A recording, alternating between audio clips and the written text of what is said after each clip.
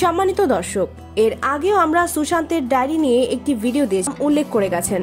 কারা তারা জানতে হলে আমাদের সাথেই থাকুন, স্কিপ করবেন না। আর হ্যাঁ, সাবস্ক্রাইব করে বেল বাটন। বিশেষ ঘটনা লিখে রাখতেন। তার মোট 4টি ডায়েরি উদ্ধার হয়েছে। ম্যানেজারকে ছুটি দেওয়া হয়েছিল। সে সময় নাকি 2টি সংহিক। তার আগে আরো একটি সংস্থা শুরু করা হয়েছিল। অনেকগুলোর ডিরেক্টর কে রিয়া চক্রবর্তী। তারপরই পাল্টে যেতে থাকে সুশান্তের সংস্থার ব্যয় শুরু করা হয়। সেখানে ডিরেক্টর ছিলেন সুশান্ত ও সৌভিক। তদন্তে জানা গেছে সুশান্তের সঞ্চয় প্রায় সবই এই সংস্থা। প্রতিবেদনে প্রকাশ, সুশান্ত আর্থিক ক্ষতির মুখোমুখি। মাত্র 34 বছর বয়সে কল্পিত খুন, আর পুলিশ চাইছে সব লুকাতে। আমাদের দাবি সুশান্তের কেস সিবিআই কে দিয়ে দেয়া হোক। সম্মানিত দর্শক, আরো অনেক কিছু আছে অবশ্যই, যা পুলিশ প্রকাশ করছে না। কমেন্ট করে জানান আপনাদের